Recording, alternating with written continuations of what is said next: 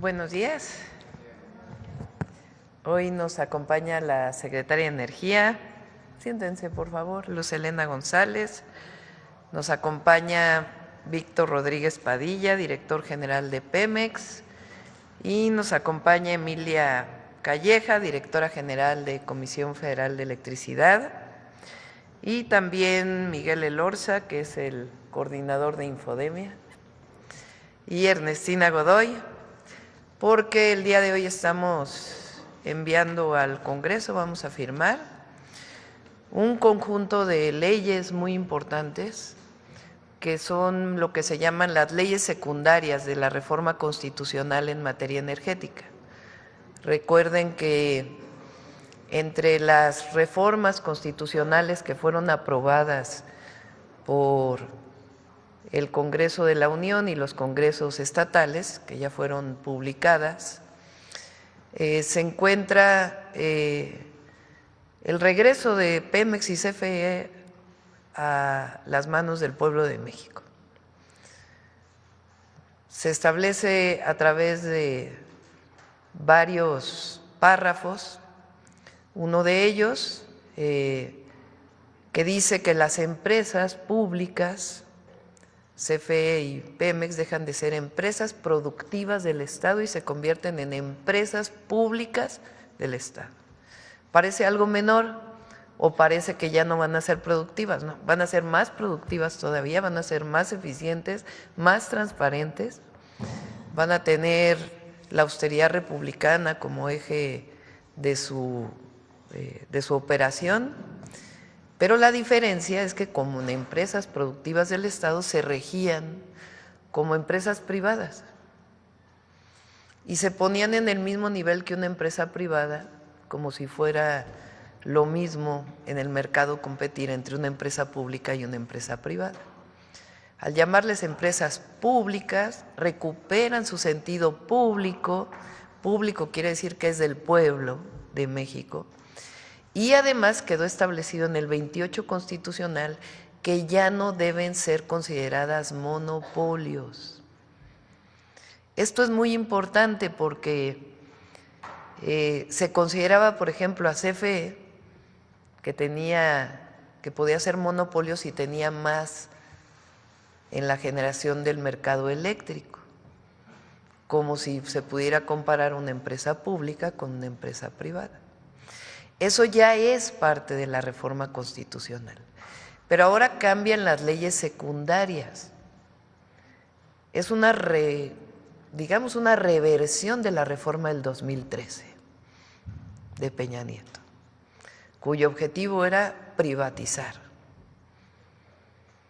De hecho, es una reversión incluso de reformas a las leyes secundarias de 1992. Se recupera el sentido público de CFE y de Pemex como garantes de la provisión de energía para el pueblo de México y como garantes de la soberanía nacional. Se mantiene una parte de producción privada, pero se fortalecen las empresas públicas. Es algo muy importante, trascendente, histórico, estas leyes. Entonces nos las va a explicar la secretaria de Energía y después pasamos a sus preguntas, si les parece. Adelante.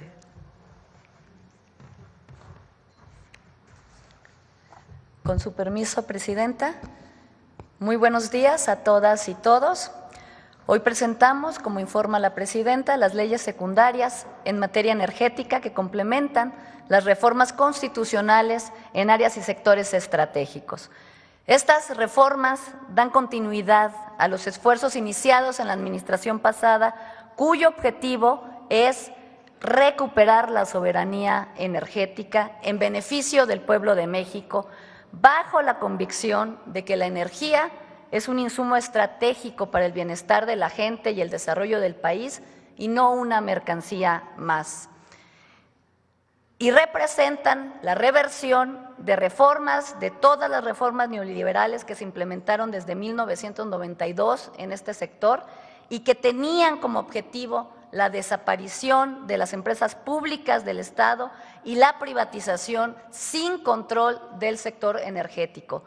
Estas reformas, podemos decir, este paquete de reformas secundarias, son la base que faltaba para garantizar un sector energético fuerte, confiable, sustentable, pero teniendo como centro la soberanía nacional y la justicia social. Este paquete de reformas, en este paquete de reformas legislativas se incluyen 6 leyes principales y la armonización de otras 5 más. Se expide la Ley de la Empresa Pública del Estado Petróleos Mexicanos, la Ley de la Empresa Pública del Estado Comisión Federal de Electricidad, la Ley de Planeación y Transición Energética, la Ley del Sector Eléctrico, la Ley del Sector Hidrocarburos y la Ley de la Comisión Nacional de Energía. Se retoma la planeación desde el Estado. Gracias a estas modificaciones, podremos contar nuevamente con instrumentos de planeación seguros y vinculantes de mediano y de largo plazo para coordinar e impulsar y regular el desarrollo del sector y también la transición energética. Se expide la Ley de Planeación y Transición Energética como mecanismo rector, donde se reconoce la importancia del sector hidrocarburos en la transición y no solo la del sector eléctrico como ocurría anteriormente. Se simplifican los instrumentos y se fortalecen a su vez en términos de planeación, reduciéndose de 15 a 6, teniendo como base, por supuesto, el Plan Nacional de Desarrollo y sus objetivos fundamentales de bienestar de la población. Se establece la estrategia, el programa sectorial de energía, se retoma la conformación del Balance Nacional de Energía, se hace el Plan de Transición Energética, el Plan de Desarrollo del Sector Eléctrico y el Plan de Desarrollo del Sector Hidrocarburos.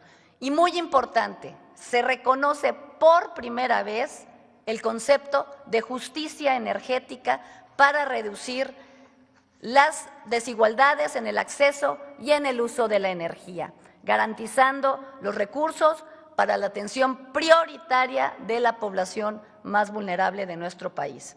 Y se crea también el Sistema Nacional de Información Energética en la CENER y un Consejo de Planeación Energética como órgano supremo de coordinación.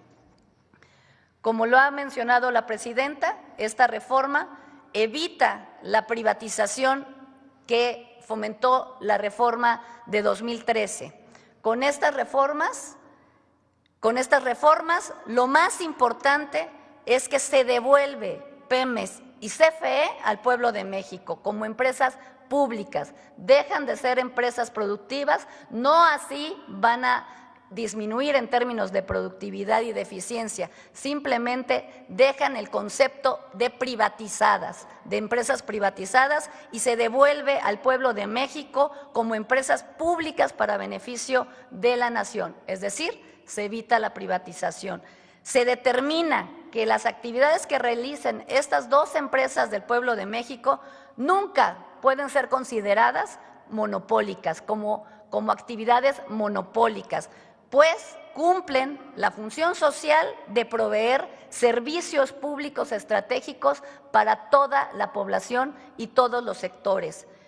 Esta reforma, también con esta reforma, desaparecen las subsidiarias, que eran empresas privadas dentro de las empresas de CFE y de Pemex. En el caso, por ejemplo, de Pemex se contaba con 3 empresas subsidiarias y casi 50 empresas filiales, donde Pemex tenía diferentes tipos de participación y donde el control de la empresa era prácticamente, era muy complicado de realizar. Y en el caso de CFE desaparecen las 9 empresas subsidiarias que también se comportaban como empresas privadas independientes y las 4 filiales y las 4 filiales que tenían. Esto quiere decir que con la reforma se permite volver a integrar a Pemex y a CFE horizontal y verticalmente, terminando con la absurda, estricta separación legal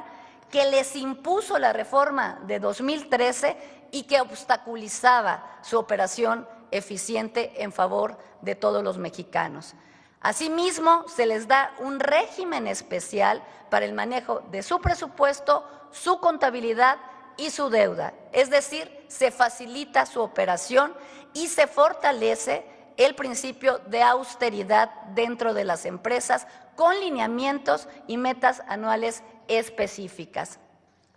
En el caso de la ley del sector eléctrico, como mencioné, se reconoce por primera vez el concepto de justicia energética para reducir desigualdades en el acceso y uso de la energía.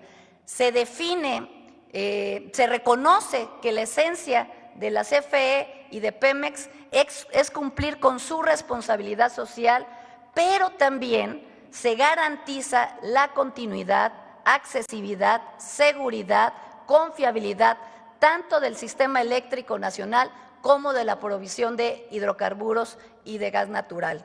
Se define, en el caso de la ley del sector eléctrico, se define el concepto de prevalencia con el cual simplemente garantizamos que la propiedad y la generación de energía tenga prevalencia en términos del sector público. La prevalencia será para la CFE, la cual se garantiza desde la planeación, manteniendo al menos el 54% del promedio anual de la generación eléctrica. Y se establece el objetivo de brindar electricidad desde una perspectiva de derechos, evitando el lucro, por lo que se mantiene el compromiso de no incrementar las tarifas por encima de la inflación. Y también se definen las áreas de participación de la iniciativa privada y se reconoce su participación ordenada y transparente. En cuanto a la participación privada, se prevén 6 esquemas, 3 para consumo propio y 3 para generación de energía. Para consumo propio se determina la generación distribuida residencial y comercial, incrementando su capacidad, como lo hemos mencionado aquí, de 0.5 a 0.7 megawatts sin requerir permiso. El autoconsumo aislado, que permite instalar una capacidad ahora de entre 0.7 y 20 megawatts con un permiso expedito y sencillo, y un trámite sencillo.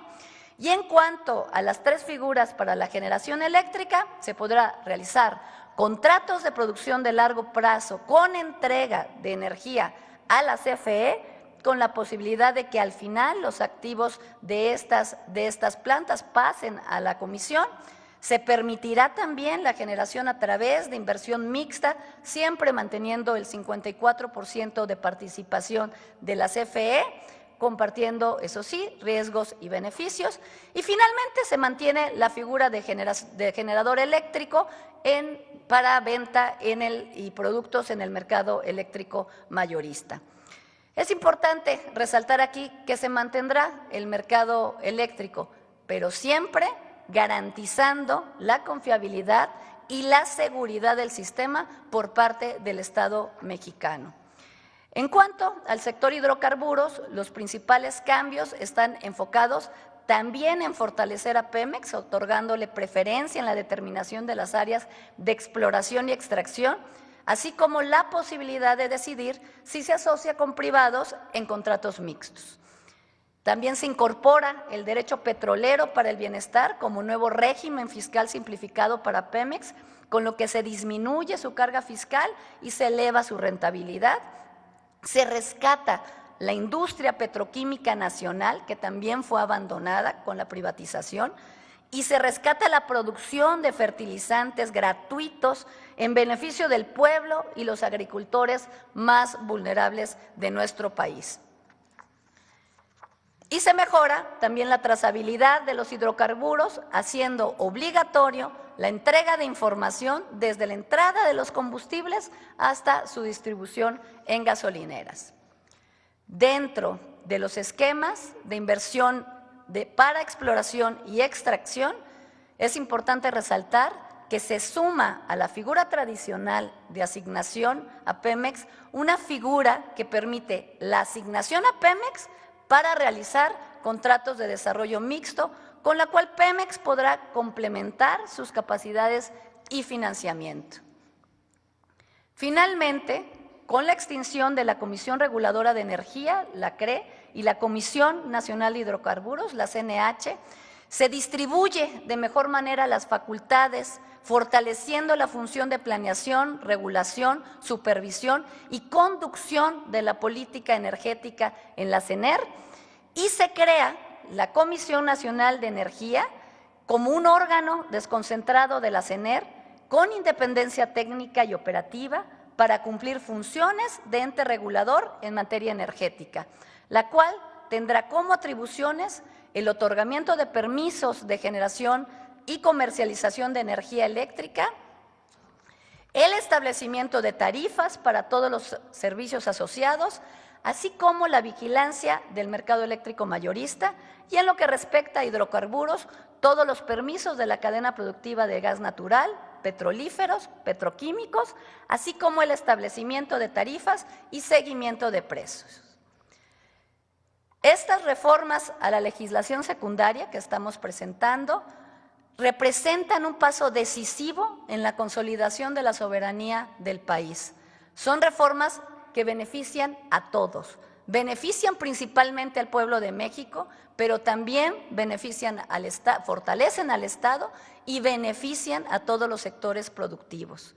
Y gracias a ella se recupera la planeación del sector y se hace vinculante para impulsar la transición energética. Lo más importante, se recuperan las empresas públicas del Estado y su papel fundamental para el crecimiento y el desarrollo nacional. Se garantiza el abasto y confiabilidad del sistema eléctrico nacional. Se garantiza la producción de petróleo para avanzar en la autosuficiencia en la producción de combustibles. Se rescata la industria petroquímica y la de fertilizantes y la producción de fertilizantes gratuitos. Se fortalecen las facultades de planeación y regulación en la CENER y se crea la Comisión Nacional para facilitar la operación del sector y se establecen reglas claras y nuevos mecanismos para la participación de la iniciativa privada.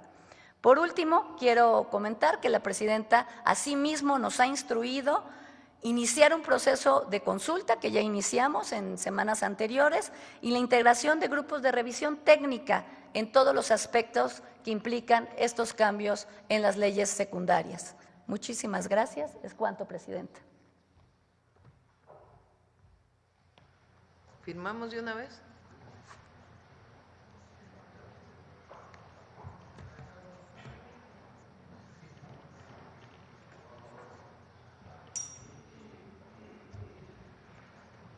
¿Solo es uno? ¿Solo pasaron uno?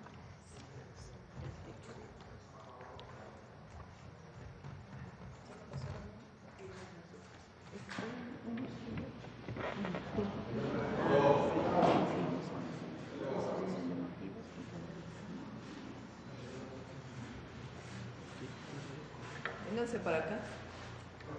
Vente también. La hipodemia también es importante.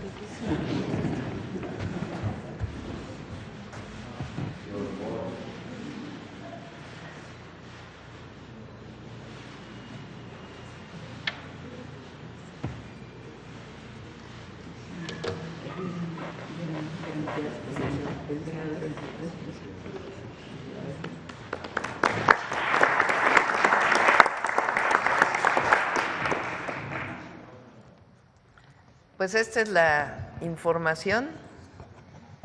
Saben que durante muchos años de mi vida me dediqué a no solo al estudio, sino a la defensa de la soberanía energética.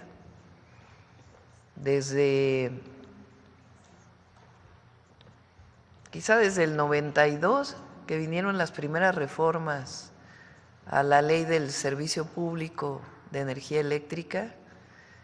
Después, en el año 99, cuando Zedillo quiso privatizar la electricidad, escribimos diversos artículos entonces con Víctor Rodríguez Padilla y un gran ingeniero nacionalista, reconocido nacional e internacionalmente, que ya falleció, el ingeniero Viqueira, Jacinto Viqueira. Después, en el periodo de 2000 a 2006, aunque era secretaria de Medio Ambiente con el presidente, entonces jefe de gobierno en la ciudad, que también desde la ciudad defendimos el sector eléctrico. En el 2008 con las Adelitas del Petróleo, que coordinamos aquel movimiento de brigadas de mujeres para defender la ofensiva privatizadora de Calderón. Después, en el 2013, que vino esta reforma tan regresiva de Peña, donde el objetivo era privatizar todo, que además ni siquiera funcionó. Era un sentido ideológico y ordenado desde el exterior.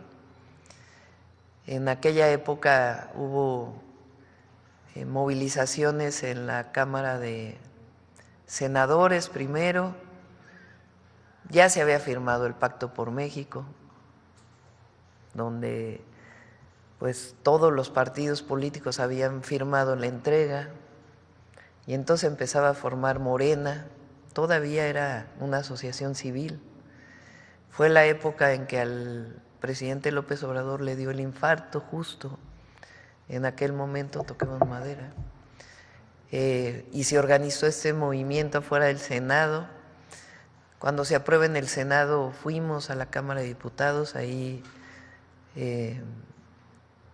recuerdo con el hoy diputado Carlos Castillo que caminando un grupo de porros que habían sido contratados nos apedrearon.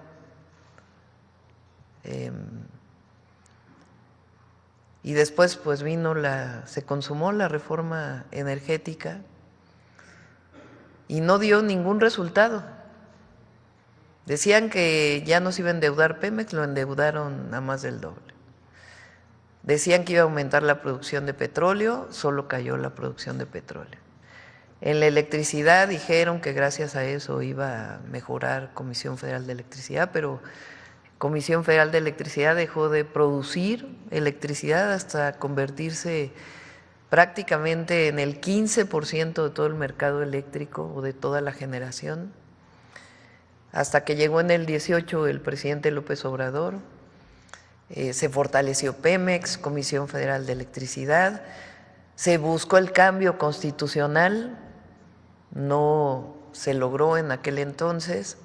Se hizo un cambio a la ley de energía eléctrica para establecer el 54%, se aprueba la ley y la Corte la echa para atrás prácticamente en todos sus incisos, hasta ahora que en el 2024 el pueblo de México toma la decisión de votar por no solo la presidencia, sino también por la mayoría calificada en el Congreso, Cámara de Diputados, senadores y en la mayoría de los congresos estatales. Viene esta reforma constitucional y ahora pues estas nuevas leyes que sustituyen por completo a las leyes de la reforma del 2013 y establecen un esquema de fortalecimiento de la empresa pública y al mismo tiempo deja participación privada, ordenada, transparente, sin los mecanismos de antes, cuyo objetivo era privatizar absolutamente todo. Eso va a permitir, además de la recuperación de la soberanía, del mejor funcionamiento de CFE y de Pemex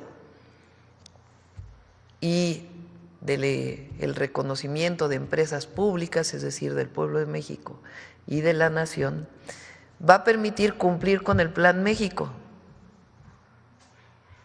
porque va a haber disponibilidad de energía, va a haber disponibilidad de la transmisión, hay mecanismos claros de financiamiento público y la participación privada queda normada, transparente, establecida como un porcentaje, en el caso de la electricidad, en 46%, bajo diversos esquemas muy transparentes, pero siempre con la rectoría del Estado.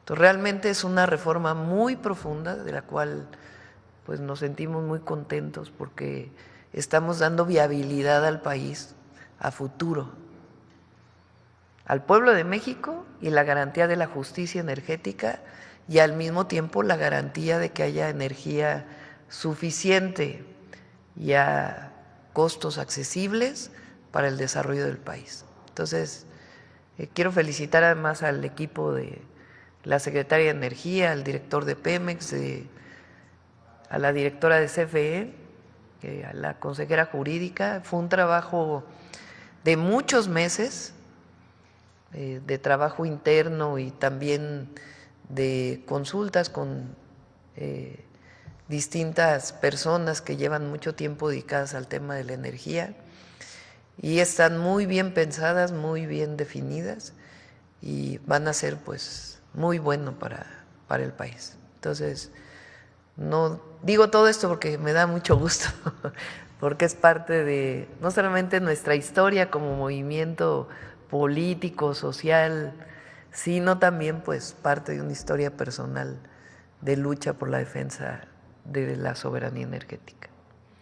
Bueno, pues pasamos a las preguntas si no tienen otra cosa. A ver, por acá.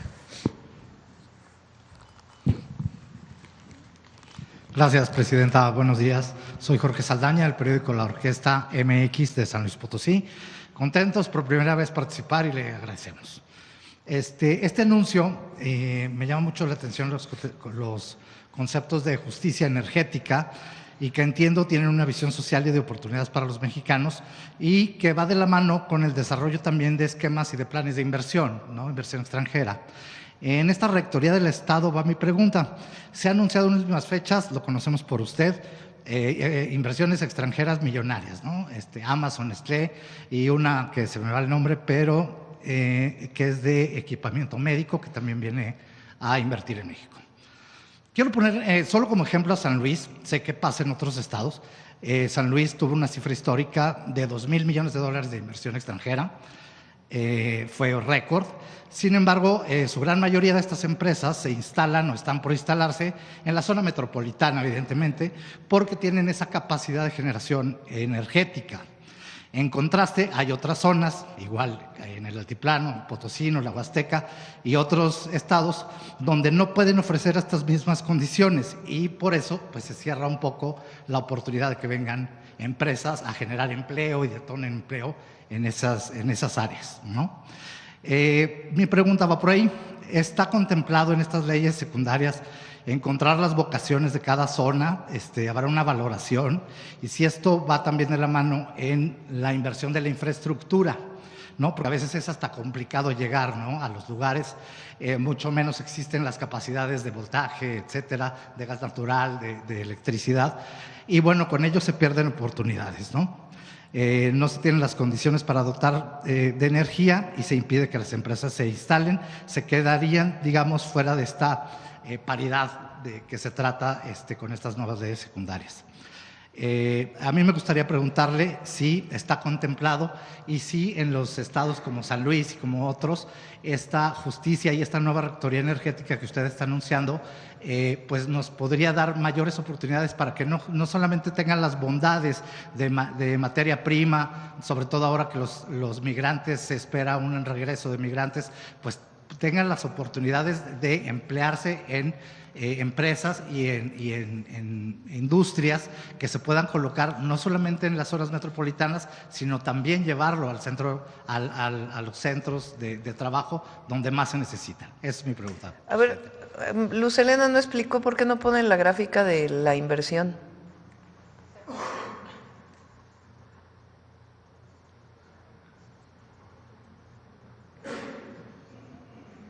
La siguiente, vamos a seguir con el tema energético.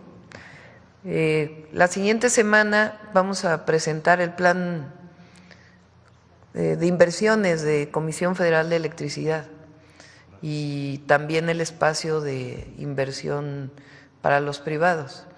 Ya, es decir, en la ley viene que tiene que haber un plan nacional de energía, pero ese plan ya está, ya se trabajó, ya lo tenemos listo para CFE, para Pemex, para la inversión privada, y a dónde queremos llegar en el 2030 y posterior.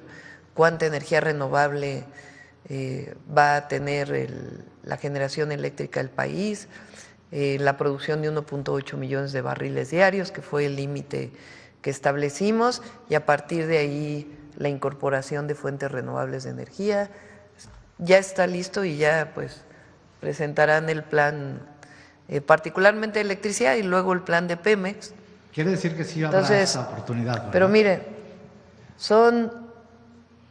este es nada más CFE, ¿verdad? Este es solo CFE.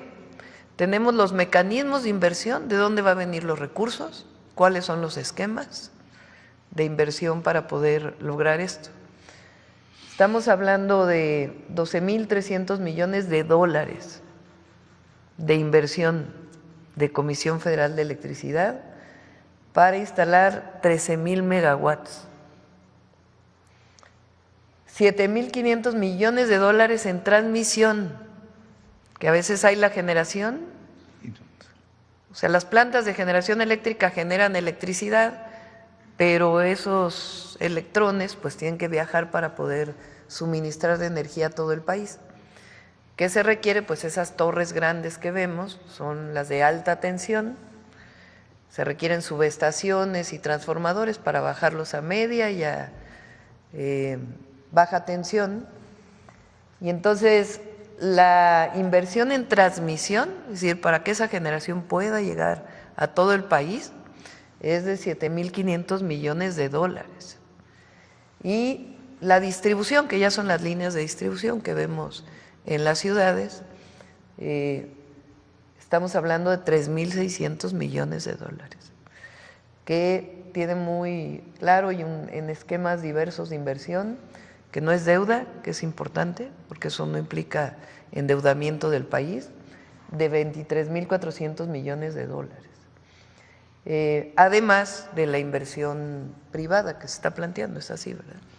Entonces, contestando a tu pregunta, va a haber electricidad suficiente y la transmisión de esa electricidad para el desarrollo del país. ¿Cómo? A través del Plan México, que define polos de desarrollo para el bienestar, porque no es nada más inversión por inversión, es inversión para generar empleo bien pagado en los lugares en donde hay recursos naturales. Si hay una inversión que representa mayor consumo de agua, pues no se va a hacer en el norte del país ni en el centro, se va a hacer en los lugares en donde en el país hay agua. Por ejemplo, Nestlé, que vino ayer, tiene una inversión muy grande en Veracruz, que lo hizo en el sexenio pasado de cerca de 340 millones de dólares.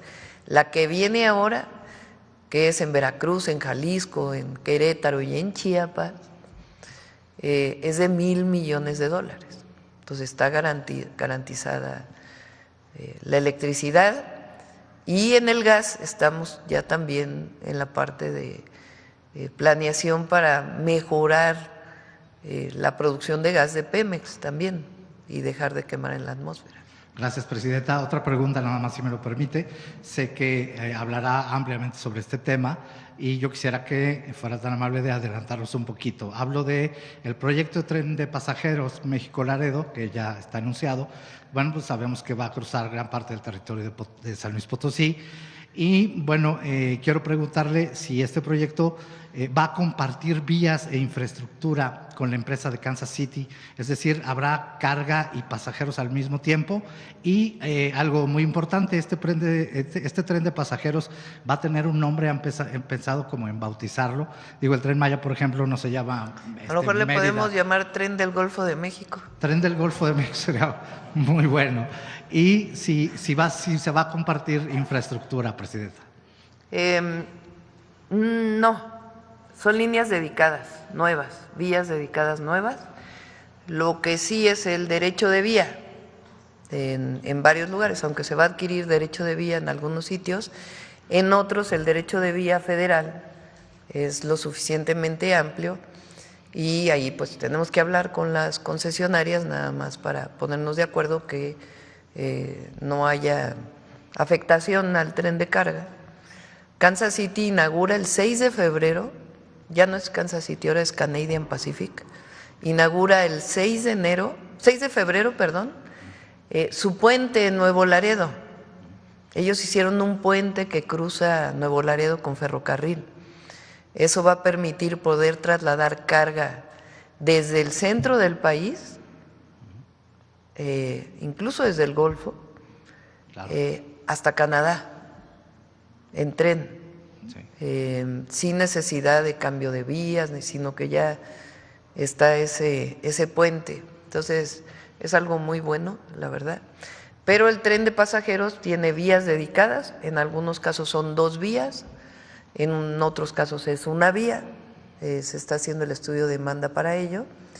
Y como platicamos, vamos a terminar lo más pronto el México-Querétaro, el México-Pachuca, que ese ya no es parte del Nuevo Laredo, y se licita este año, a ver si Jesús Esteban me pasa exactamente la licitación del que va a Guadalajara, que es ya parte del que va a Nogales, y se licita desde Coahuila hasta Nuevo Laredo.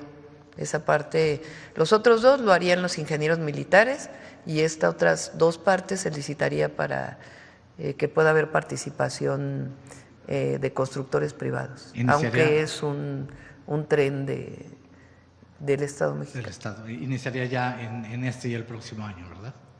Este año, en abril. En abril inicia las construcciones del México-Querétaro.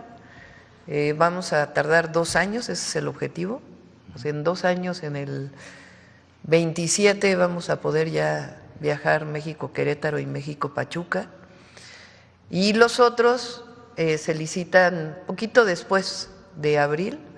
O sea, la licitación sale, pero la asignación es más o menos a mediados de año, para que ya pueda iniciar sobre junio, julio la construcción de los otros 2 tramos. Última pregunta, rapidísimo, Presidenta. Y eso además sin contar que sigue el tren Maya. El tren Maya, claro.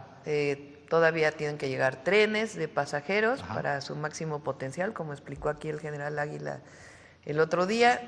Inicia la construcción del tren de carga, Ajá. del Maya, que incluye su vía a Puerto Progreso, y el interoceánico, que va una parte a Dos Bocas y la otra hasta Guatemala. Entonces, ahí va a regresar de manera muy importante la construcción, porque tuvo una disminución en su participación en el PIB, pues porque se terminaron prácticamente todas las obras estratégicas del presidente, Tren Maya, refinería, etcétera, pero a mediados de este año, junto con la vivienda, de nuevo va a renacer la construcción en el país. Correcto. Ya rapidísimo, última pregunta, Presidenta. En San Luis Potosí, en octubre, el 1 de octubre, Villa de Pozos se convirtió en municipio, creo, quizás pueda estar equivocado, es el más joven de todo el país. Y bueno, los planes de población, los planes de desarrollo en San Luis Potosí coinciden en que es una área muy importante, sobre todo para el desarrollo de vivienda. El 1 de octubre ya se instaló el Consejo Municipal y fue el primer día también que usted toma protesta. Yo le quiero preguntar si le alcanzó a Villa de Pozos, que le decimos municipio bebé, entrar dentro de este gran proyecto de construcción de vivienda social a través del Infonavit. Se decide, los lugares en donde se va a construir es un acuerdo con gobernadores y presidentes municipales. Lo que buscamos primero pues es que haya terrenos donde vas a construir la vivienda. Entonces, para el primer lugar de esos terrenos, pues son terrenos que ya son terrenos nacionales, aptos para la construcción de vivienda, terrenos estatales o terrenos municipales. Entonces, ahí se define pues la primera parte. Si este municipio que mencionas tiene tierra municipal o estatal o nacional, puede entrar al programa de vivienda para que pues por lo pronto empiece a construirse, y si es necesario ya adquirir suelo también se va a adquirir, pero por lo pronto en lugares que ya son propiedad del Estado mexicano, nacionales, estatales o municipales, para que pueda pues muy rápidamente iniciar, y también los permisos que se requieren desde el municipio hasta a nivel nacional. Gracias.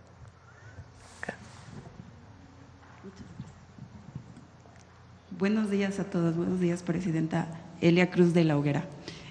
Presidenta, ayer la vocera de la Casa Blanca confirmó que Estados Unidos sigue en pie o tiene en pie imponer aranceles del 25% a las mercancías mexicanas a partir ya de este sábado 1 de febrero.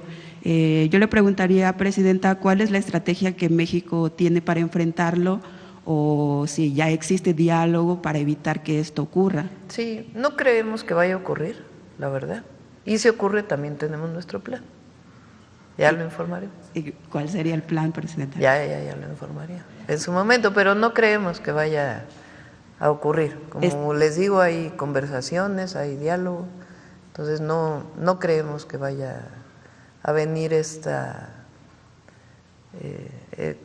definición de los aranceles, pero también ya estamos preparados. ¿Quién está sosteniendo estos diálogos, Presidenta? A través de la Cancillería. Ok, muchas gracias. Una segunda pregunta. Ayer finalmente la presidenta de Honduras, Xiomara Castro, que también es la presidenta pretempore de la CELAC, confirmó que se cancela la reunión que habían convocado de forma urgente, una vez que el desencuentro que hubo del presidente de Colombia, Gustavo Petro, con el presidente de Estados Unidos, Donald Trump. Pero en su comunicado la presidenta hace unos señalamientos que me parecen muy relevantes, porque habla de que unos estados miembros de la CELAC se han apartado de ese objetivo común que tenían de unidad. En ese sentido, Presidenta, ¿cuál es la posición de México?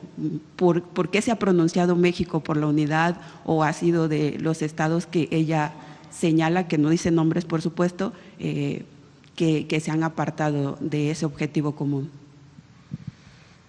El canciller va a entrar hoy en comunicación con el canciller de Honduras para conocer por qué la suspensión de la CELAC. Nos enteramos también por el comunicado. Entonces hay que ver cuáles fueron las razones primero, ¿no? Segundo, nuestra posición siempre es la unidad de América Latina y el Caribe. Siempre vamos, es la historia de nuestro país y siempre vamos a buscar esa unidad. Somos socios comerciales con Estados Unidos y tenemos mucha relación con Estados Unidos. De hecho, nuestro objetivo es que no cedemos ante esa idea de que el continente todo pueda constituirse como una potencia económica con respeto a las soberanías de cada uno de los países, pero pues nuestro vínculo con América Latina existe, es y lo vamos a continuar teniendo, y además es deseo del pueblo de México y de su gobierno que así sea. La CELAC es un organismo que define sus posicionamientos por consenso.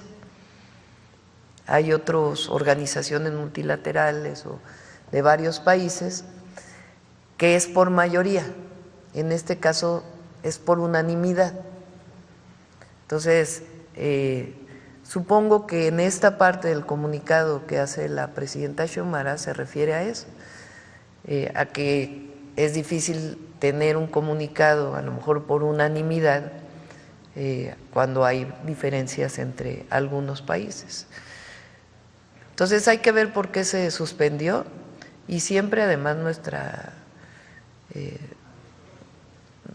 coordinación, comunicación con particularmente los presidentes progresistas de América Latina, donde hay una gran identidad, pero con toda América Latina también. ¿No ve en esto, Presidenta, un alejamiento, un rompimiento quizá del bloque latinoamericano? No, pues hay que ver cuál es la decisión, por qué se suspendió, se pospuso esta reunión de CELAC. Por ejemplo, en marzo pues tiene que haber reunión, sea virtual o presencial. ¿Por qué pasa la presidencia de la presidenta Xiomara al presidente Petro de Colombia? Entonces hay que ver cuál fue, averiguar bien. Siempre decimos hay que tener la información antes de poder vertir una opinión adicional. algunos columnistas señalaban que posiblemente se diera esta cancelación porque temían a represalias de Estados Unidos. No, no lo creo, no lo creo. Una última pregunta, Presidenta. Usted nos había adelantado desde el 19 de diciembre que cuando se dio la visita de justamente del presidente Petro aquí a Palacio Nacional, que iban a presentar una candidatura conjunta para la Secretaría General de la OEA. Pero resulta que hasta ahora ya existen 2 candidatos, pero solamente 2 candidatos a la Secretaría General, que se cambia en mayo, se va Luis Almagro, pero la convocatoria cierra hasta el 3 de febrero, es decir, el próximo lunes, para presentar o impulsar una candidatura a los Estados miembros, México por supuesto.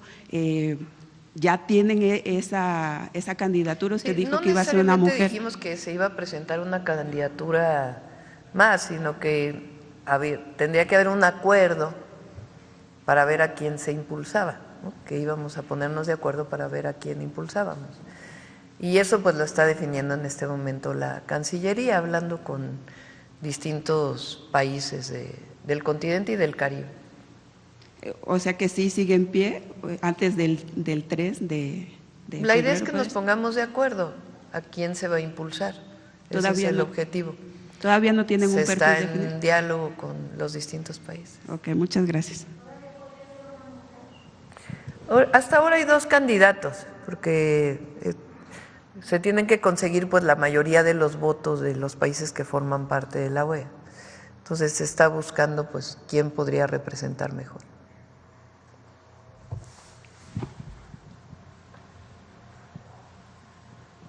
Buenos días, Presidenta. César Huerta, de la revista Polemón.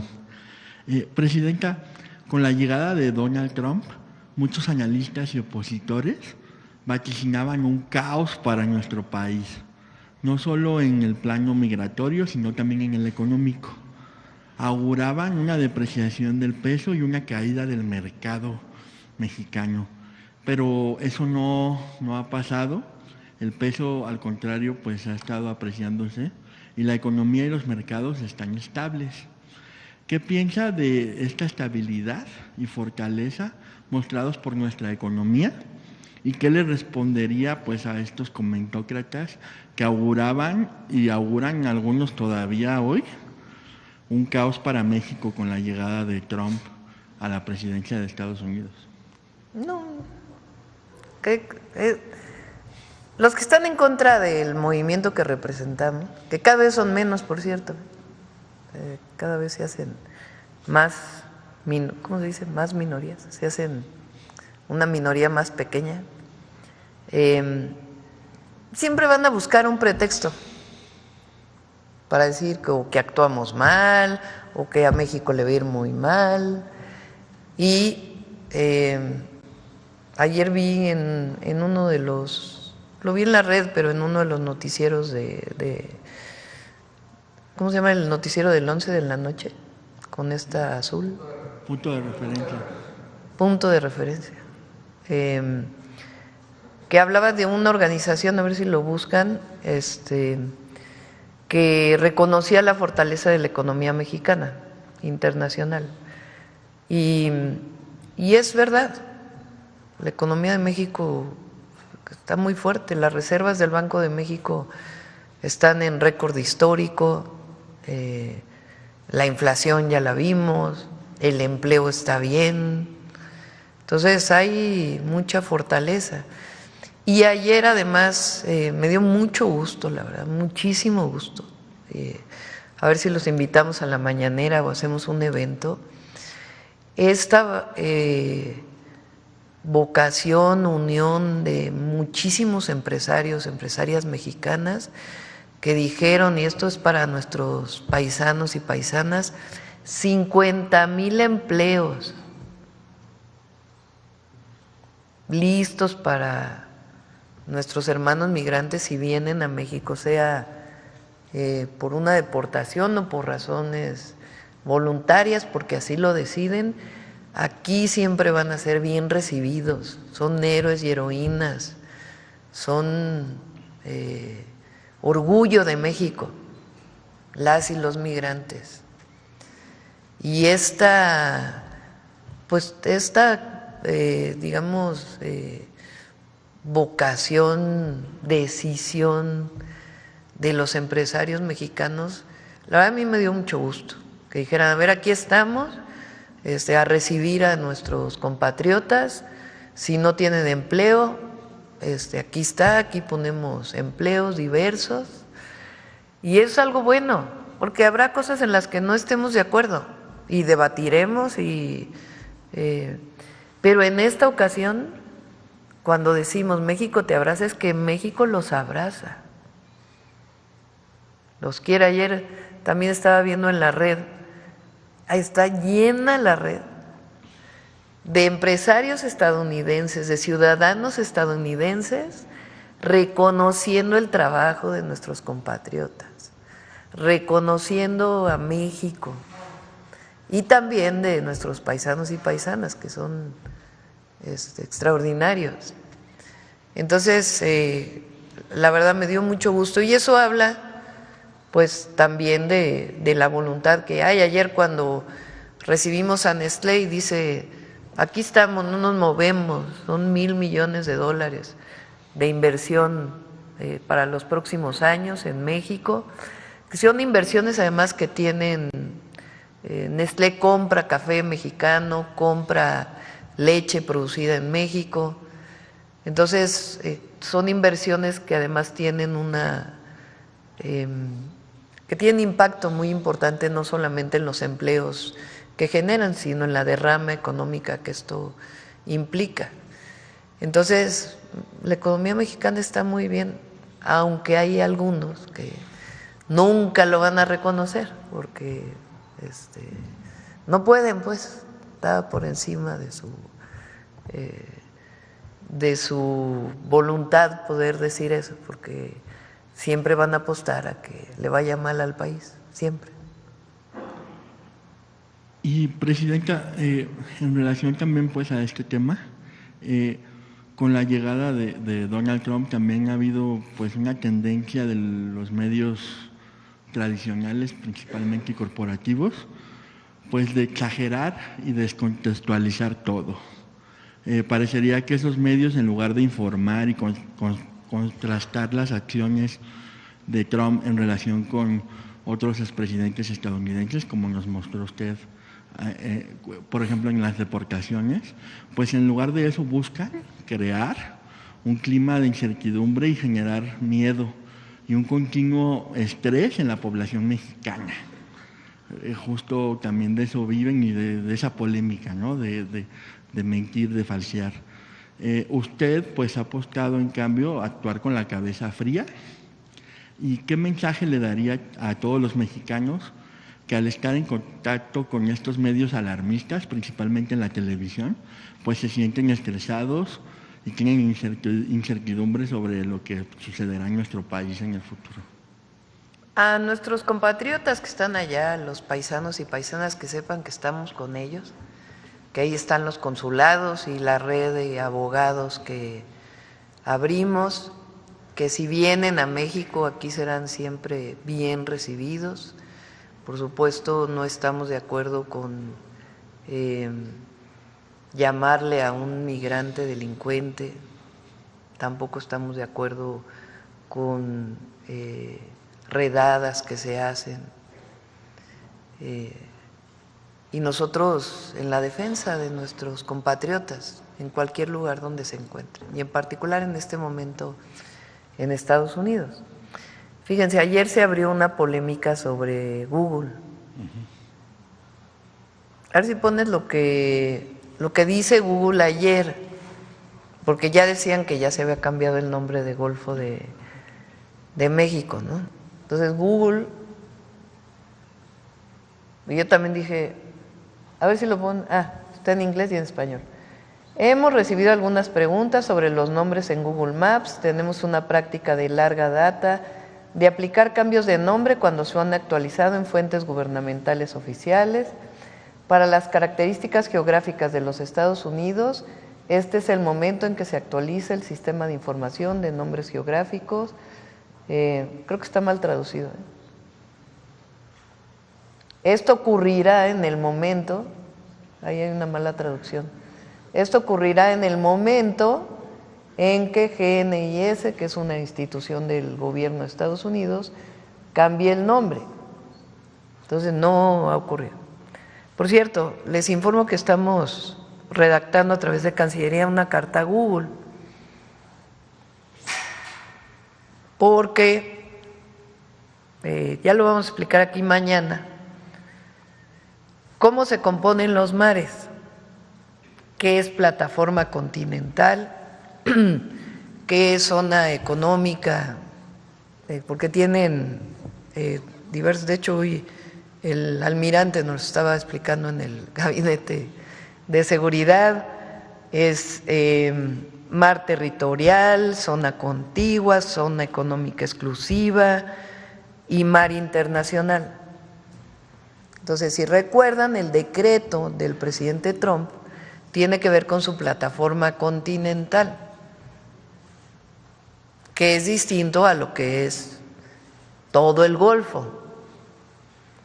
Entonces le estamos enviando una carta a Google, primero para decirle, bueno, supongo que Google Maps sabrá esta división internacional, porque no es una… Sabrá también qué organismo es el que le pone el nombre a los mares internacionales, sí, mar internacional o alta mar. Y que correspondería en todo caso a la plataforma continental. Entonces, el día de mañana aquí les mostramos la carta que vamos a enviar el día de hoy, porque es muy importante pues que se ponga todo, como decimos, en su justo contexto de acuerdo a las publicaciones. Para poder cambiar un nombre de un mar internacional, pues no es un país quien lo cambia, es una organización internacional. Entonces, estamos enviando esta carta a Google, la vamos a enviar hoy, y mañana, si les parece, explicamos cómo se define esto, ¿no? Porque no puede ser nada más a definición de un país, sino pues un país tiene sobre su territorio, no sobre la parte que es mar internacional. Y recientemente salió un artículo ahí de hecho ustedes lo preguntaron, en un medio inglés, ¿no? De Telegram, que decía que para ellos sigue siendo Golfo de México, ¿no? Entonces, es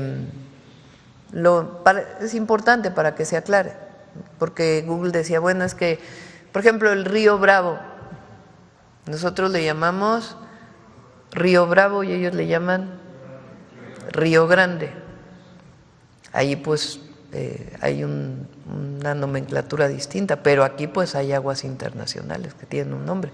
Y compartimos plataformas, zonas económicas con Cuba, México y Estados Unidos, en el caso del Golfo de México. Entonces es importante que se conozca y que se explique bien. Presidenta, y por último, preguntarle, después de años de declive en la producción de gasolinas con los gobiernos neoliberales… Y por cierto, también le vamos a pedir que América Mexicana aparezca, que cuando uno ponga América Mexicana aparezca el mapa de la América Mexicana. Sí. Después de años de declive en la producción de gasolinas con los gobiernos neoliberales, Presidenta, pues ayer se informó que Pemex logró en el 2024 un muy buen desempeño con un crecimiento aproximado del 12.8%.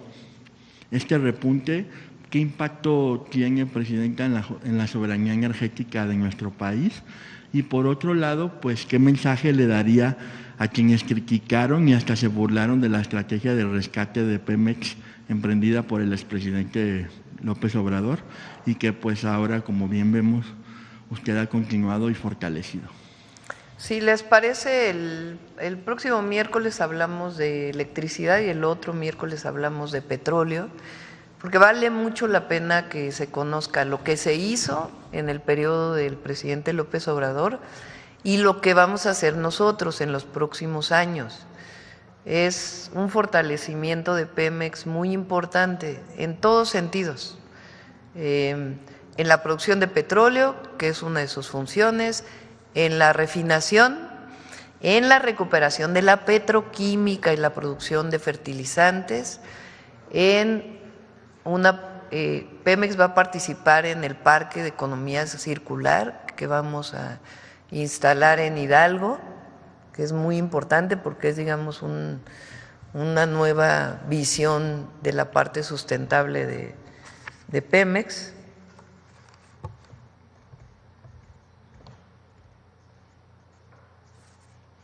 No sé qué me están pasando ahorita, les digo. De la parte, o sea, de las 3 áreas de Pemex principales, que son producción, refinación o transformación, digamos, producción, transformación y distribución y logística. Entonces, Luz Helena, Víctor han estado haciendo con todo su equipo un gran trabajo para el fortalecimiento de las 3 áreas y además esta otra parte de la línea de sustentabilidad de Pemex que estamos abriendo, que tiene que ver con un documento que hizo en el 2024 Pemex, que tiene que ver con una parte de sustentabilidad, pero nuevas líneas de participación de Pemex como empresa energética del Estado. Entonces, si nos dan chance, en 15 días presentamos esto para Pemex.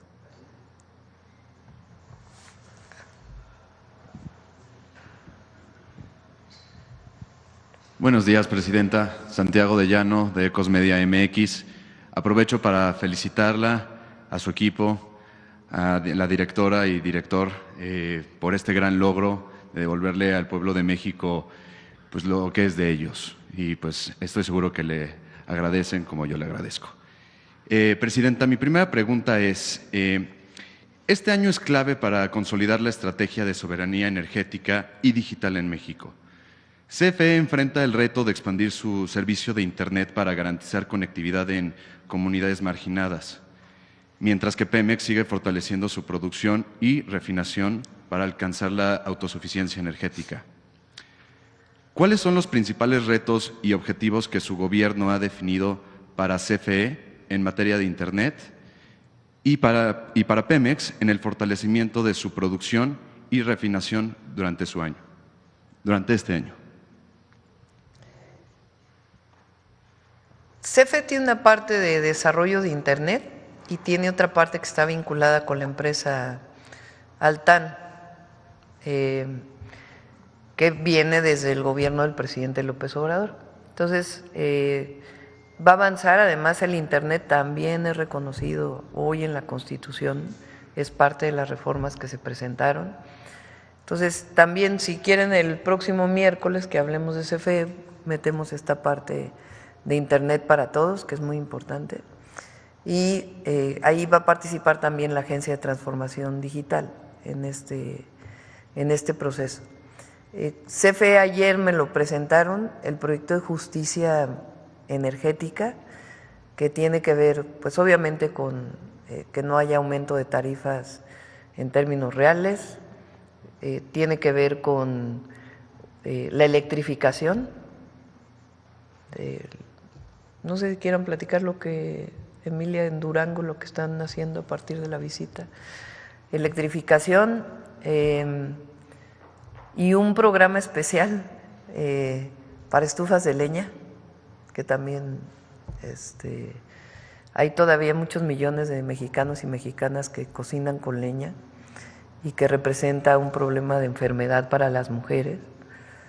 Yo también hace ya un buen rato nos dedicamos a ello y ahora estamos recuperando ese programa como parte de la justicia energética, y otra parte tiene que ver con paneles fotovoltaicos en las zonas más de mayor temperatura, que representan tarifas muy altas. en el norte particularmente del país, por el uso de aires acondicionados. Entonces también tiene que ver con la promoción de paneles fotovoltaicos en viviendas. Entonces todo eso lo presentamos también y no sé, Emilia, si quieres platicar un poco de lo que están haciendo en Durango.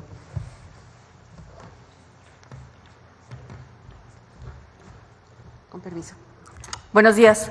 En la zona de Durango, en lo que es el Valle del Mezquital y San Juanico, tenemos un programa donde estamos apoyando a las comunidades huirráricas, por ejemplo, donde estamos electrificando las zonas más apartadas a través de algunos paneles solares, de granjas solares. Se están revisando las instalaciones que se hicieron en la administración anterior, dándoles mantenimiento y asimismo un programa también de sensibilización a la población para que ellos mismos puedan estar revisando todas las instalaciones que ya se tenían. Estamos levantando también un censo en coordinación con el INPI para poder tener la necesidad real y poderlo atender mediante la aplicación de los fondos del FESUE, que es un programa de electrificación universal, en donde estamos cuadrando los datos que tenemos nosotros como CFE dentro de la estadística que tenemos de electrificación, cruzándola contra las necesidades que se están levantando en todas estas zonas, apoyados por los dirigentes de los pueblos originarios para poder tener un censo real y poder plasmarlo en nuestro plan de electrificación, que tiene que ver con la instrucción que recibimos de la presidenta para poder atender esta parte de justicia energética y llevar la electrificación a través de la CFE y de la Secretaría de Energía con un plan de 4 años para poder lograr una electrificación del 99.9%. Gracias.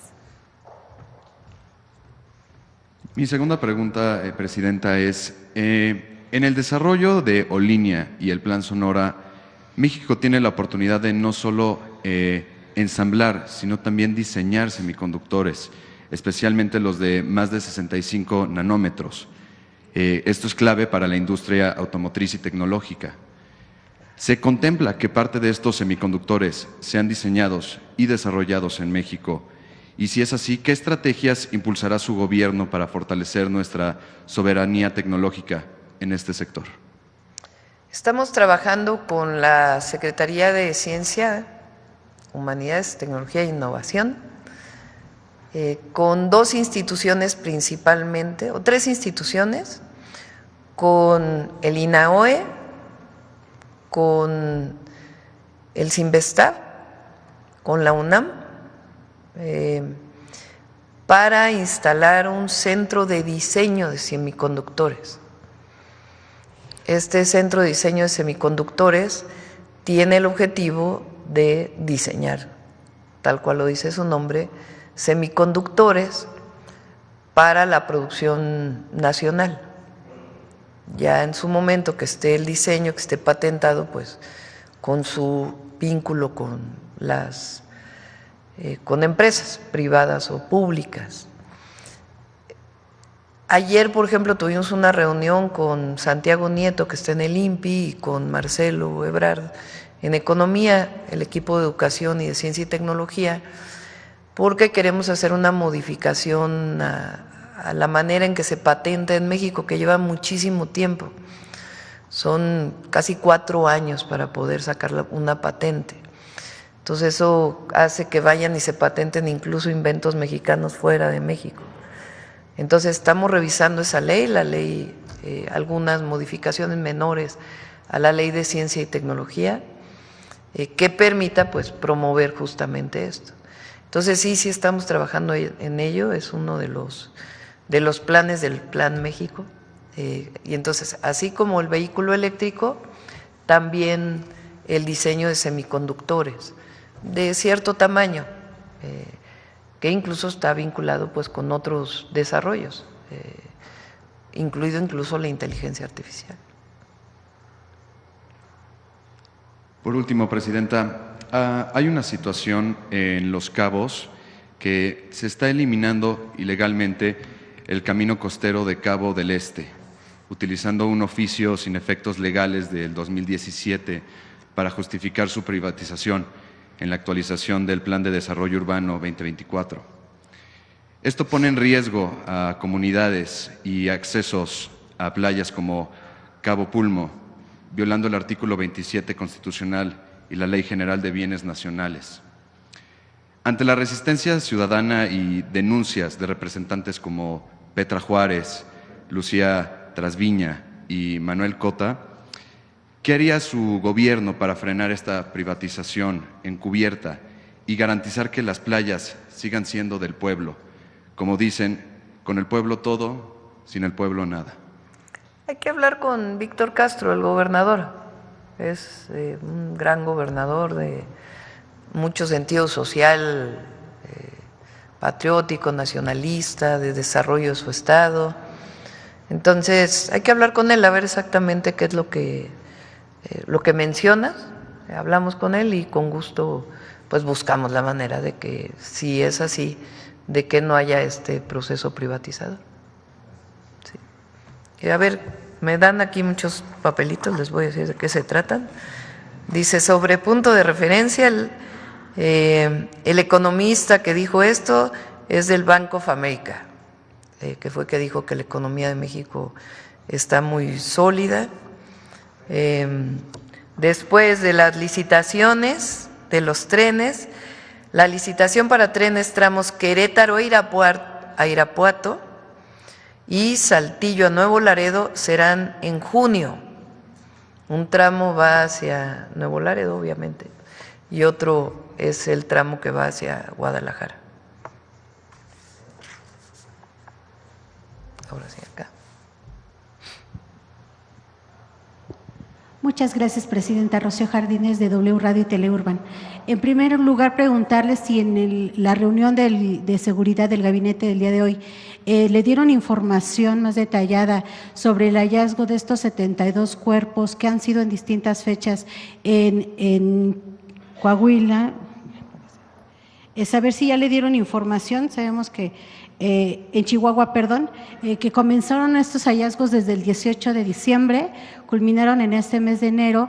Dicen que, bueno, tiene un promedio de 10 años de haber sido enterrados, pero saber si ya se identificaron estos cuerpos y realmente son resultado de estos contratiempos, de esta pelea que hay de disputas en ese estado, saber si ya le comentaron de qué cárteles, saber un poquito más de esto, presidente. Se hace, lo que ocurre es que hay contacto con el gobierno de Chihuahua y con la fiscalía en particular. Entonces se está haciendo pues este vínculo, este contacto para poder conocer exactamente qué es lo que se encontró, qué es lo que se halló y poder colaborar. ¿No le comentaron si realmente sí son resultado de estos peleas, disputas, pues o si realmente puedan ser migrantes, presidente? Es difícil en un día pues tener esa información, ¿no? Lo que se hace es una investigación, primero forense evidentemente, y ya después con qué hechos estuvieron vinculados. Gracias, presidente. En otro tema, preguntarle sobre… Pero se está en eso, se está participando hasta donde tengo entendido es la propia Fiscalía del Estado de Chihuahua quien lo tiene. Gracias, presidenta. También preguntarle, bueno, en este desarrollo de la elección en el Poder Judicial, había propuesto a la ministra Margarita Ríos Farjat que fuera la Suprema Corte quien asumiera el trabajo del comité de evaluación que renunciaron los integrantes, y pedía que fuera la Escuela Federal de Formación Judicial y el Consejo de la Judicatura los que implementaran los exámenes a los interesados. La Corte ya dijo que no, que ellos no tendrían este trabajo. Saber su opinión sobre esto, y que la ministra Loretta Ortiz pues estaba acusando incluso a los integrantes del comité de estar saboteando este proceso rumbo al 1 de junio. Ayer me enviaron una nota informativa porque enviaron finalmente creo que los nombres del Poder Judicial al Senado. No son los 3,000 famosos de los que se había hablado, son bastantes menos. Entonces hoy al rato me van a informar bien qué fue lo que envió la Corte. Hay personajes ahí muy polémicos que fueron enviados por la Corte y por lo que entiendo pues ya no, casi enviaron ya los nombres de los que van a participar sin necesidad de la selección que pedía el tribunal. Entonces habría que ver y sí preguntarle a la Corte qué pasó desde los 3,000 que publicaron a los que enviaron, porque supuestamente se había suspendido el trabajo de esa comisión, ¿no? Incluso el senador Gerardo Fernández Noroña acusaba que hay personas allegadas y que lo estaba impulsando la presidenta de la Corte, que son personas allegadas a García Luna. Sí.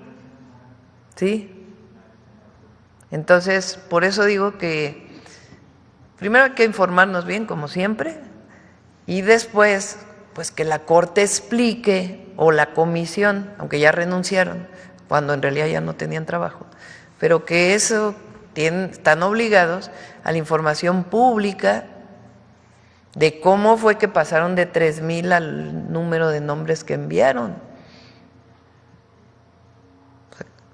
No que ya no estaban trabajando. Entonces, ¿qué fue lo que pasó para que enviaran estos nombres, ¿no? Y bueno, ya lo que decida ahí el Senado. Pero bueno, vamos a ver el día de hoy toda la información y explicación a la Corte. Gracias, presidenta. Por último, preguntarle, ayer nos informaba la secretaria de Gobernación que los centros de atención para los documentados, nuestros connacionales que están en Estados Unidos, están vacíos. Saber si realmente sigue así. ¿Cuál podría ser el motivo? Porque realmente, pues nos hablaba usted de los más de 4,000 connacionales que fueron repatriados. Bueno, también si nos puede detallar si son realmente mexicanos todos o si hay provenientes de otros países. Pero saber por qué no están parte de estos 4,000 en los centros de atención, si ha habido pues alguna necesidad que ellos han manifestado, saber un poquito más al respecto. Gracias, presidenta. Si quieren al rato les pasamos el número de personas que han llegado a los, ahí lo tienes, los números de personas que han llegado a los centros de atención. Recuerden que también hay repatriación en vuelo charter comercial a AIFA. Este es un procedimiento que tiene tiempo, ahí hay también servidores públicos que atienden a quienes llegan. Entonces, una parte de las personas repatriadas de nuestros connacionales, porque la gran mayoría son mexicanos y mexicanas, llegaron en vuelo charter a AIFA y otros entran por la frontera. Entonces, les damos los números completos de lo que ha llegado hasta ahora, de las personas que han llegado hasta ahora. Tienen personas, pero tiene mucho más espacio.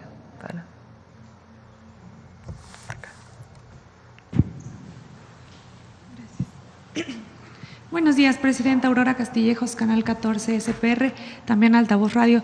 Preguntarle e insistirle en el tema energético. ¿Qué va a ocurrir con las concesiones que se dieron a grandes empresas en las rondas petroleras en la época del expresidente Enrique Peña Nieto? Saber si se van a revertir los contratos de aguas profundas y aguas someras. Sabemos que en muchas ocasiones se dieron estas concesiones, pero no fueron explotadas. Saber qué va a pasar con eso, mandataria. Sí, lo está revisando Pemex. No, en la Constitución no establece que haya reversión a lo que había antes, pero lo que es cierto es que no están explotadas. Entonces Pemex lo que hace pues es, y dentro de la ley también, pues cuánto tiempo están así para que en todo caso entre Pemex. Otra cosa muy importante es que antes había rondas, digamos, concursos para licitar bloques y Secretaría de Energía definía a quién le tocaba ese bloque. Ahora tiene voto o tiene preponderancia Pemex. Si Pemex levanta la mano, se le da a Pemex. Entonces esa es una diferencia. Pero no sé si ustedes van a definir, ¿no?, sobre estos. Bien, gracias. Además, preguntarle en el caso de CFE, ¿qué ocurrirá con el proceso acelerado de privatización también que se le dio a esta empresa? No, pues ese se paró desde la administración del presidente López Obrador y ahora pues se va a fortalecer. Es que, mire, Salinas de Gortari dividió Pemex en subsidiarias. Son 4, ¿no? Subsidiarias. 3 subsidiarias. A ver, ¿por qué no explicas, Víctor?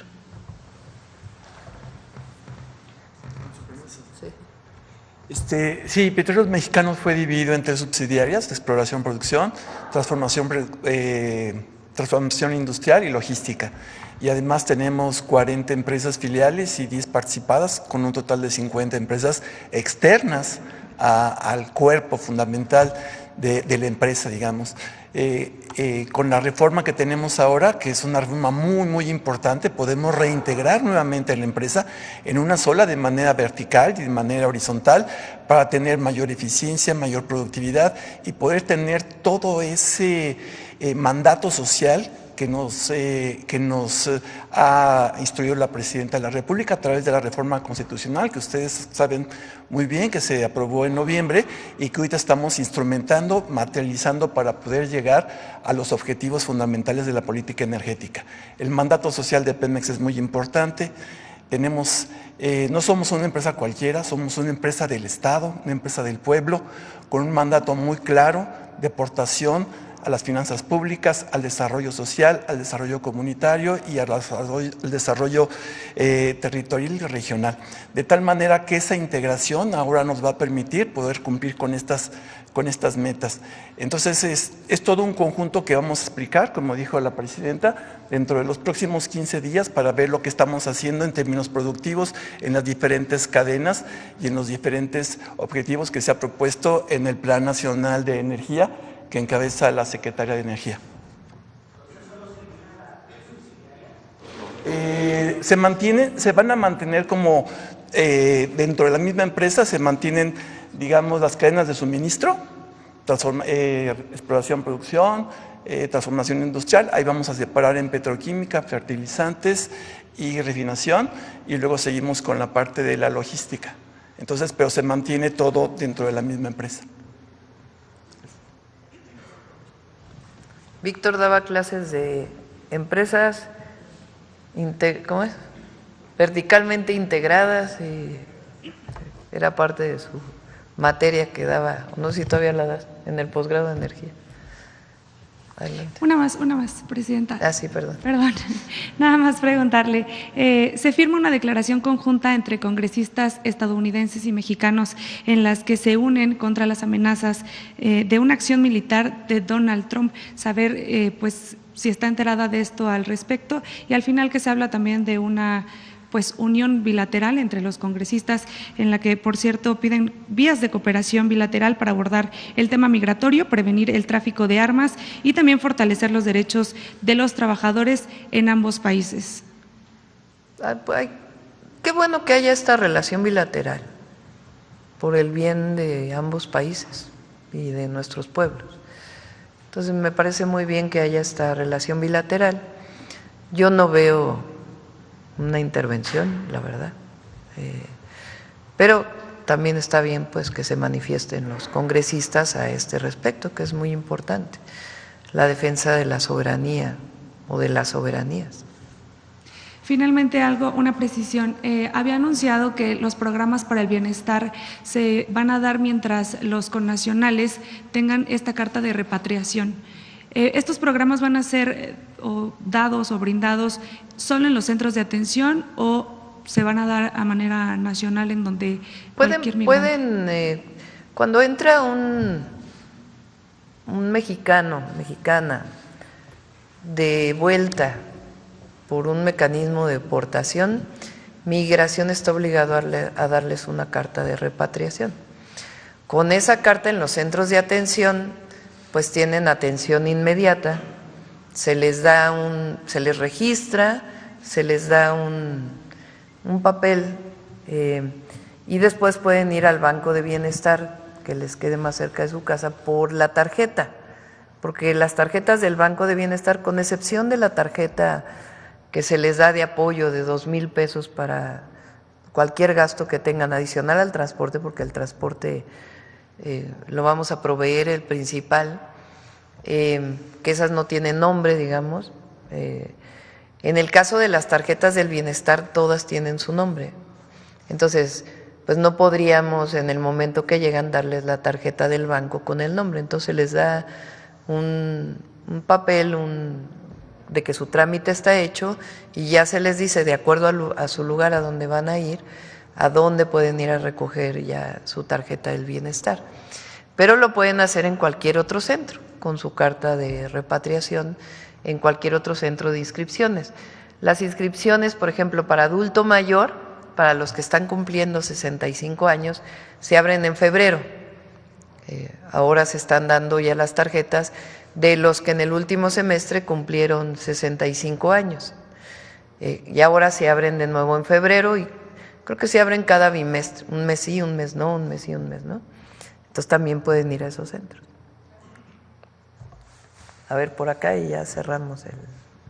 Hola, Presidenta, buenos días. Manuel Galeazzi Ramírez, de Sin Línea y el Político de las Redes. Preguntarle al titular de Pemex, en medios ha salido que se produjeron en 2024 905.6 barriles diarios, miles de barriles diarios en 2024. Sin embargo, también mencionan que hubo se quedaron por debajo de la tasa esperada.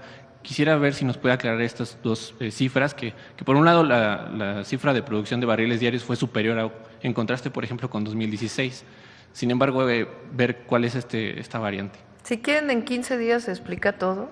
El objetivo es el 1.8 millones de barriles diarios, que fue lo que se alcanzó, y se explica cómo ha venido la producción desde antes y cómo está hasta ahora y cómo se va a mantener. Okay. Y por otro lado, en últimos días se han registrado solicitudes al INE de nuevas agrupaciones políticas que tratan de conformarse como un partido político, apelando a su experiencia en movimientos estudiantiles y movimientos sociales, como nos mencionaba hace un par de minutos. Quisiera saber su opinión. ¿Cuál sería como el área de oportunidad que tendrían estos partidos que, para empezar, son liderados por Acosta Naranjo o Sandra Cuevas, que ayer hizo unas declaraciones bastante polémicas? ¿Cuál sería su perspectiva al respecto? Otro día hablamos de eso, sí. Porque, primero tienen que cumplir cuando Morena obtuvo su registro, bueno, primero tienes que obtener la posibilidad de participar en una elección. Para ello, pues tienes que cumplir una serie de reglas que pone el INE. Recuerdo que eran asambleas de 3,000 personas estatales y nuestro movimiento era fuerte y costó trabajo en algunos estados tener las 3,000 personas. Entonces primero tienen que cumplir con eso. Ya que cumplan, pues después tienen la posibilidad de participar en una elección y tienen que obtener más del 3% de la votación. Otro día hablamos de eso, para que no. Y ya solo para preguntarle, ¿qué opinión le merece? Bueno, ayer se ratificó la posición de Esteban Moctezuma como embajador de Estados Unidos de México, y él mencionaba que se declaraba soldado de México y por el tiempo que fuera necesario. ¿Hay un tiempo que usted tenga estimado para...? Sí, todos los embajadores siempre están a revisión, ¿no? Una parte pues tiene que ver con la propia Secretaría de Relaciones Exteriores. Entonces ya vamos a establecer, por lo pronto se queda ahí Esteban, y ya vamos a ver si hay un cambio o no. Ya lo estaríamos informando. Presidenta, muy buenos días. Sandra Aguilar, de AE Grupo Informativo. Primero me voy a referir al tema energético. Esto que nos acaba de presentar dice sí, adiós al saqueo, adiós a las malas prácticas, adiós al endeudamiento, sí a la transparencia y sí a devolverle al pueblo pues lo que es de México. En ese sentido, una vez que va a iniciar en el próximo mes de febrero estos periodos ordinarios de los legisladores, que estas reformas o leyes secundarias se suman a las que ya se encuentran en estos momentos, en estos lugares. ¿Cuál es el mensaje que usted envía a los legisladores, Presidenta? No, pues son muy buenos. Los del movimiento son buenísimos. Han hecho un papel extraordinario. Ahora viene el 5 de febrero, vamos a ir a Querétaro. Y ahí pues vamos a hablar de lo que significan los cambios constitucionales que se han presentado. Todos son de altísima relevancia histórica. Y eso es gracias a las y los diputados, las y los senadores del Congreso y las y los diputados locales que votaron a favor de estas reformas. Entonces son muy buenos ellos, muy buenos, buenísimos el trabajo que están haciendo. Y me explicó ayer, el lunes, la secretaria de Gobernación, que van a tener los partidos del movimiento que representamos, bueno, representamos a todas y a todos los mexicanos, pero venimos de un movimiento. De nuestro movimiento van a tener una sesión plenaria y ahí van a ir los secretarios y secretarias a exponer las reformas que se van a presentar, porque son muchas leyes. Ernestina tiene muchísimo trabajo. No solo, fíjense, de estas de energía, ¿cuántas son? 12 leyes que se modifican y algunas de ellas son nuevas. En seguridad vienen varias, recuérdame. Por supuesto, todo lo que sustituye al INAI. Por cierto, vi una nota del INAI ahí, por ahí, muy interesante. Al INAI, a la CRE, a la CNH, a COFESE, todo eso viene en la presentación de las leyes que estamos haciendo.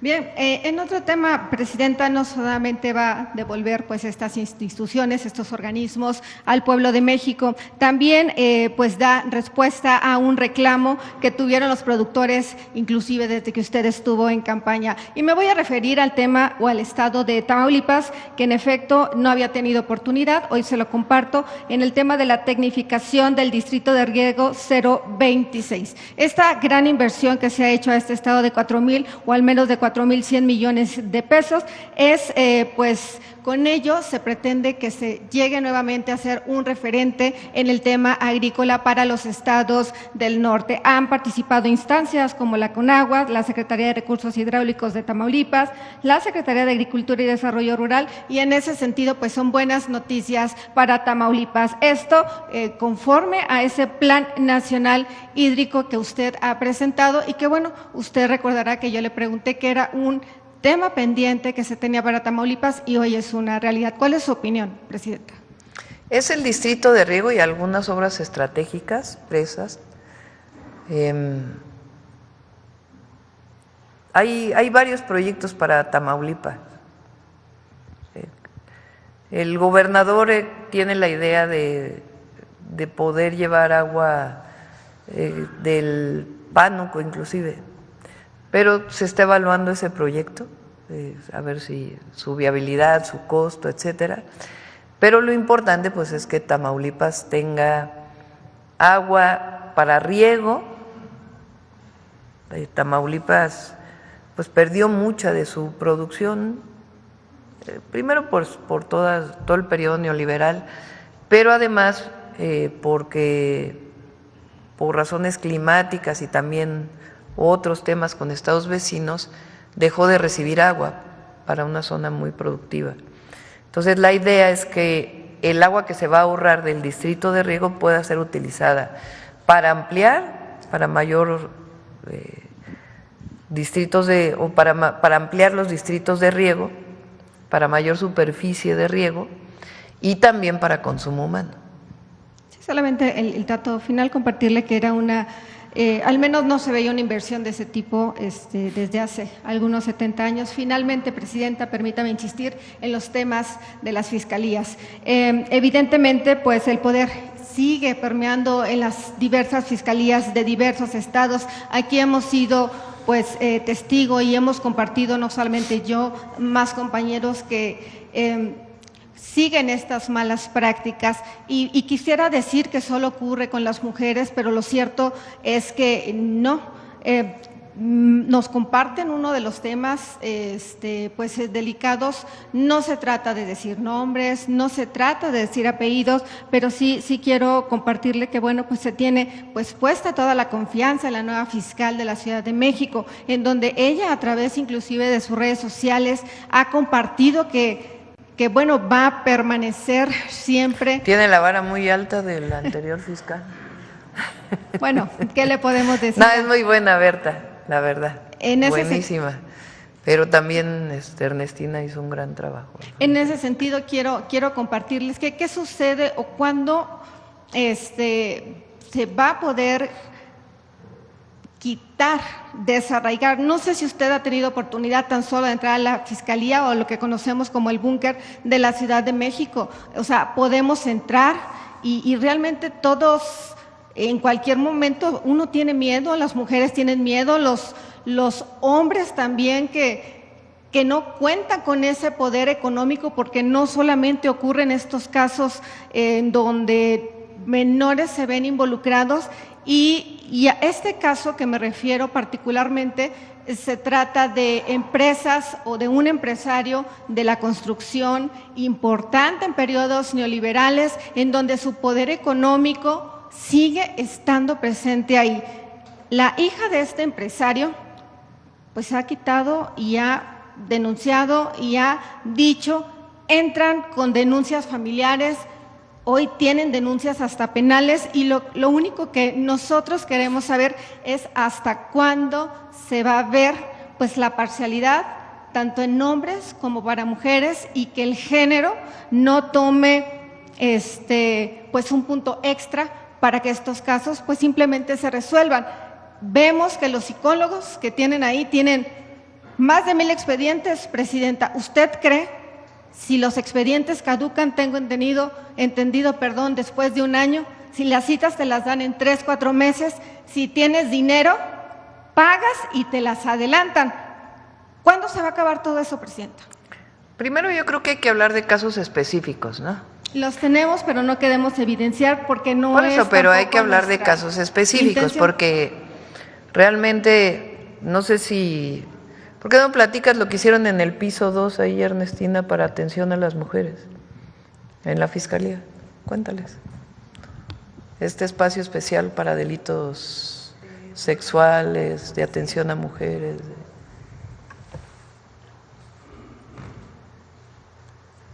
Ya no es fiscal, pero... Gracias, Presidenta. Bueno, lo que hicimos es que esperemos que continúe profundizándose.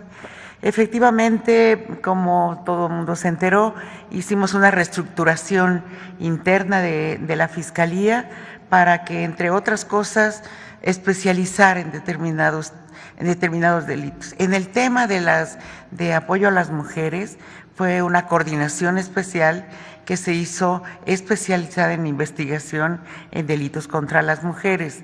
Entre ellos, en esa coordinación se encuentra la especializada en feminicidio, se encuentra la especializada en adolescentes, en niños y niñas, en violencia familiar y sexuales. En el tema de la Fiscalía de Atención a Delitos Sexuales, hubo toda una reestructuración física, incluso en el búnker, primero para evitar que posibles agresores y víctimas pudieran incluso encontrarse.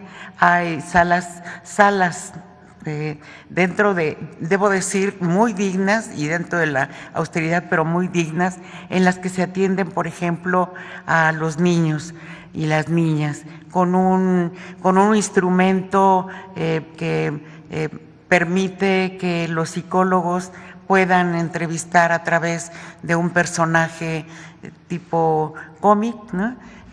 Puedan permitirle a los niños hablar, que de otra manera sería muy complicado. Entonces hay una serie de cosas que se hicieron de manera muy concreta, en el que ha habido resultados en la Fiscalía en ese sentido. Es eso, presidente. Solamente, presidenta, decir que no... Ahí en los casos donde hay corrupción, no, es que se denuncien, que se presenten, y si los quieren presentar aquí, no abiertamente, que nos los entreguen aquí a Atención Ciudadana para que podamos darle cauce, apoyo a las víctimas, siempre vamos a apoyar a las víctimas, pero sí es importante pues que se digan los casos específicos, porque así como hay instituciones, todas las instituciones siempre hay personas honestas que hacen su trabajo. Entonces, nosotros queremos agradecer, particularmente yo quiero agradecer el apoyo que nos ha brindado, porque en efecto, presidenta, sí nos brindan la atención, sí dan un seguimiento, pero para serle honesta, cuando se pone complicado los casos, hasta ahí quedan. Solamente preguntarle si a usted pues le dan, pues no un checklist, sino más bien un informe para que usted solamente tenga esa radiografía, esté enterada, y que usted, que tiene el acercamiento con todas estas instancias, en ese sentido pues pueda poner ese granito de arena, así como nosotros como medio hacemos lo propio. Eso sería todo y le agradezco. Gracias. Buen día. Ahora sí cerramos Infodemia.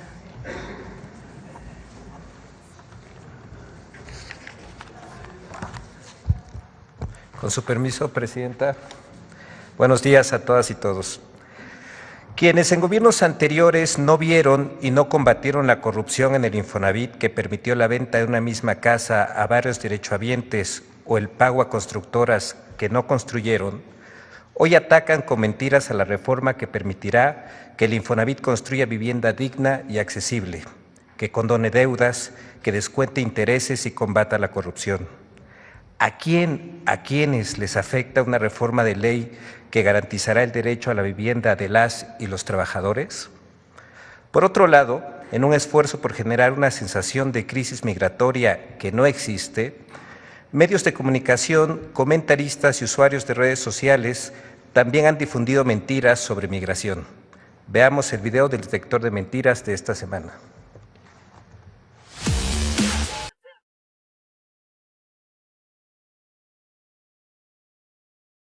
Presuntos permisos para instalar supuestas bases militares en México, falsos despojos a los ahorros de los trabajadores y mentiras sobre migración son algunas de las noticias falsas que el detector de mentiras localizó esta semana. 1. La presidenta Claudia Sheinbaum aceptó convertir México en un tercer país seguro. ¡Mentira! El restablecimiento de los protocolos de protección migratoria por parte de Estados Unidos es una decisión unilateral, a diferencia del acuerdo de tercer país seguro, que requiere la firma de un tratado que confirme la disposición de ambas naciones. Mientras el acuerdo de tercer país seguro obliga jurídicamente a un país receptor a aceptar a migrantes, el gobierno de México lo recibe en concordancia con el espíritu humanitario de la Cuarta Transformación y no tiene otras obligaciones judiciales que sí tendría si fuera un tercer país seguro, como la responsabilidad de procesar las solicitudes de asilo a Estados Unidos. 2.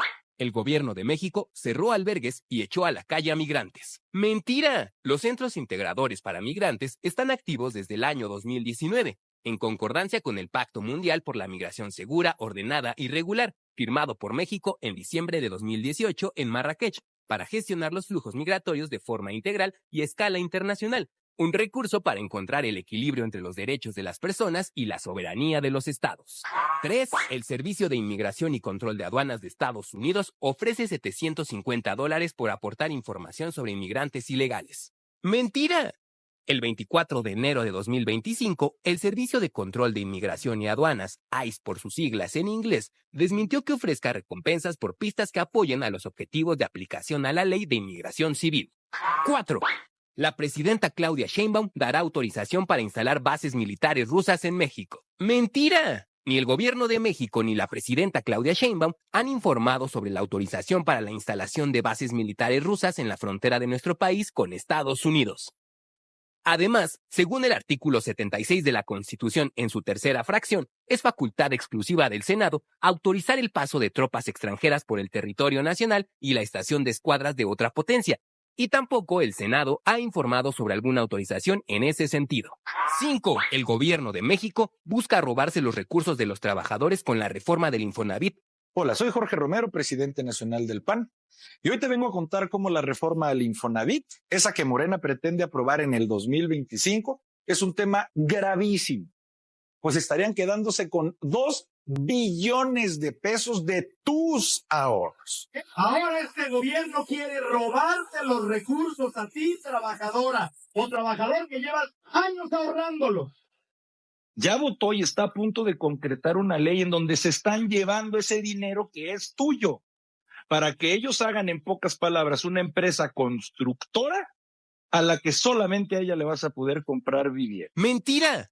El objetivo de la reforma al Infonavit es erradicar la corrupción, asegurar que el uso de recursos de los trabajadores sea transparente y generar un esquema en el que también participen los desarrolladores privados con el objetivo de garantizar la construcción de vivienda social. El texto de la reforma especifica que en ningún momento implicará el destino de recursos del fondo en beneficio de personas que no sean derechohabientes. Será facultad del Consejo de Administración del Infonavit, compuesto de manera tripartita por representantes del Gobierno de México, de los trabajadores y de los empleadores, decidir sobre las intervenciones que realice el instituto y los financiamientos que obtenga.